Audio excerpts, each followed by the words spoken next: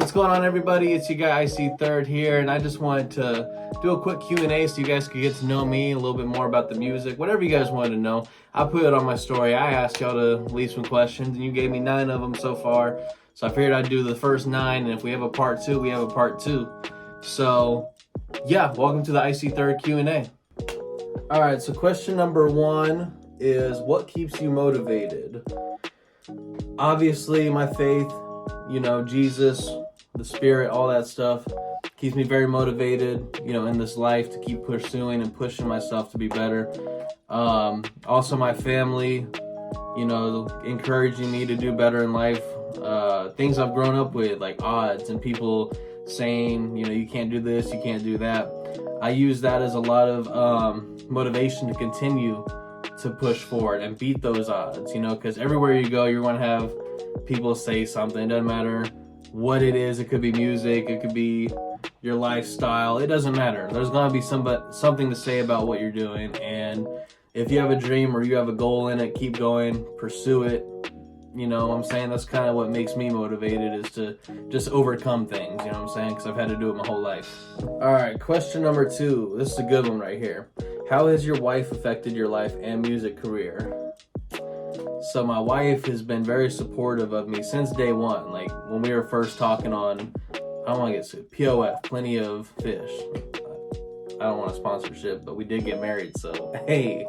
But no, ever since we started talking, it was very clear that she was very into what I was doing, supportive of it, understanding like my goals and being interested in that. So in the music aspect, she's been very supportive, always showing up to events, promoting it, pushing my music, whenever she gets the chance to. So that's super cool. She's always giving me ideas, critique. Like whenever I'm recording something, I'll always show her like the first mix of it, and she'll tell me auto-tune's a little too high, or maybe you need to say something differently. So she's super good with that, and it keeps me on the edge, of working harder. And then in life, she's made me feel more confident in myself. So I used to have a lot of confidence issues. I didn't like my own skin, to be honest, and obviously God blessed me with her.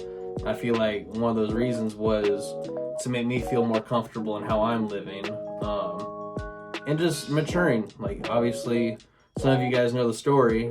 When she first moved in with me, all I had was frozen meals and a refrigerator full of soda.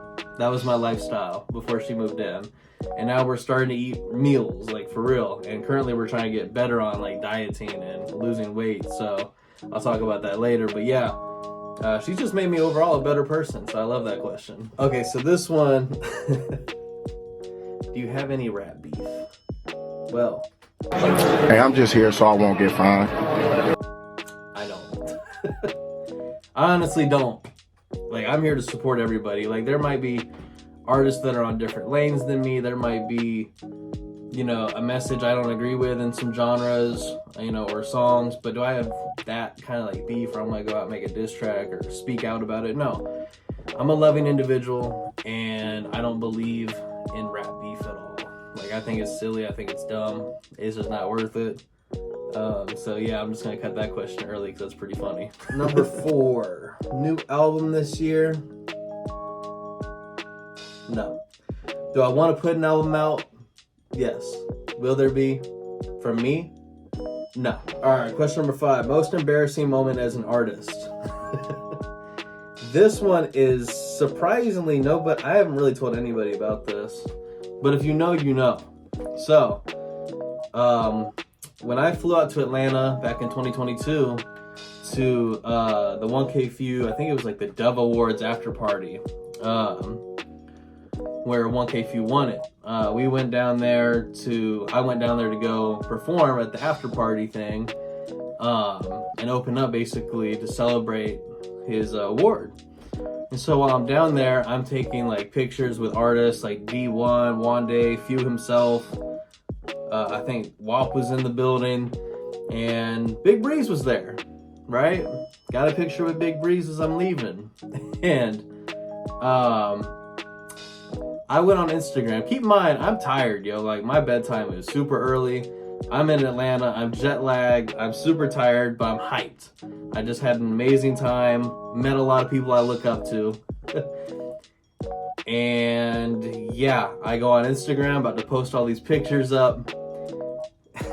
And I tag WAP instead of Big Breeze on the photo of me and Breeze. And I think it was like either Portia or Wande who commented like, that's not WAP, that's Breeze. And when you have people you look up to calling you out on like a mistake you made, you immediately are like, oh crap. Like I panicked, y'all, because I knew it was Breeze.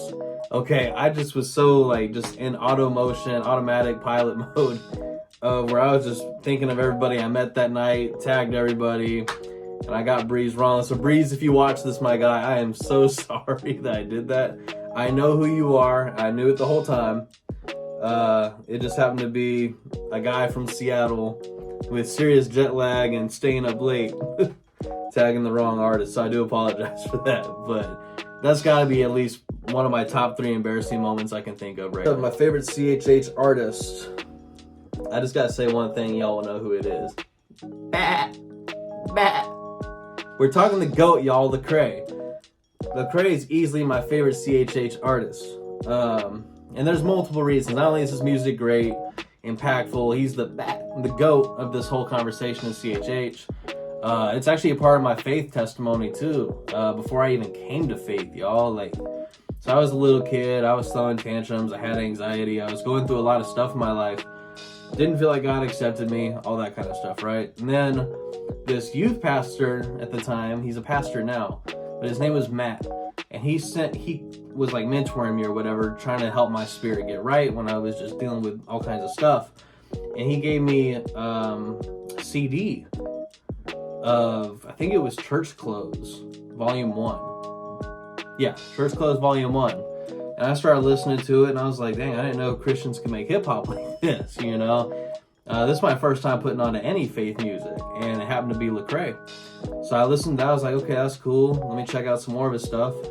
And by this time, he'd already released Gravity, and I listened to Gravity, and it moved me very much so that I really was interested in what the gospel was. So that was like my first taste of Christianity was through Lecrae. All right, this one's gonna be quick. Dream artist to work with. Once again, bah. Lecrae. This one is, how did you come up with Holy Rain? So I want to have a team that's on the same accord as me, same mission, same vision, you know, of what I'm trying to do, but how can we all bring something to the table? And so I hit up DeAndre because we did the song Walk by Faith together about a year ago. Before that, maybe 2 years, I forgot exactly when we did that song. And then we performed it, had great chemistry on stage at Holy and Hyphy, in Bremerton with Daryl and all of them, Dayton, all those cool artists that came out. And then later on, fast forward, Cass, I did the song with her. I featured on her song Saved. So I already had that group. And then Hoodie was an artist that hit up my last management, and we got connected through that. And he's like young. At the time, he was 16. And we and him were talking for a while because it was cool to see someone also in my local area kind of aspired to do the same thing that I had the vision for when I was young too, at like, 17, 18 years old.